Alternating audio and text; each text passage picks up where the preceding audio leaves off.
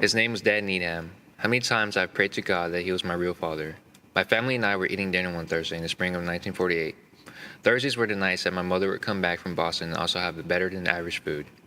My mother referred to him as another man she met on the good old Maine, Boston and Maine. But she meant nothing hidden of this remark. It got a noticeable reaction from Lydia and my grandmother.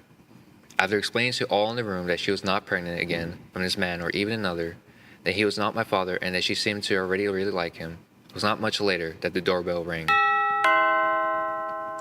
From the start, we knew he was special.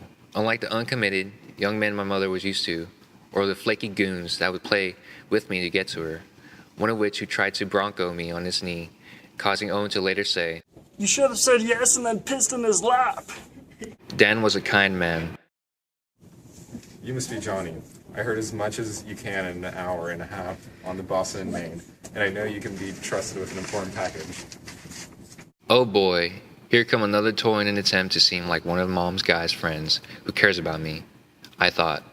But It's not for you. It's not for anyone your age. I'm trusting you to put it somewhere it can't be stepped on, and out of the way of any pets. If you have any pets, you mustn't let a pet near it. And whatever you do, don't open it. Just tell me if it moves.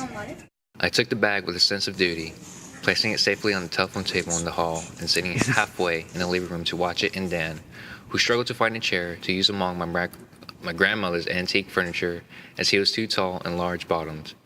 So growing tired of the circus going on in the living room, I looked back to make sure no pet materialized, as we did not own one, to eat or be eaten by the contents of the bag. Eventually, it had my full attention, waiting to see the possible twitch or breath. I slipped towards it down the hall, the strange smell entering my nostrils. I peered into the bag only to see it held another, smaller bag.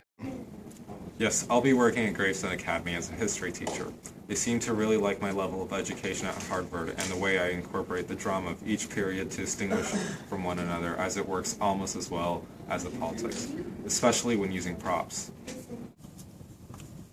I told you he'd open the bag. Oh no, ma'am, it's just one of my props. You can keep this if you want. I have no need for it anymore, what with it falling apart. I'm sure you can find better use for it.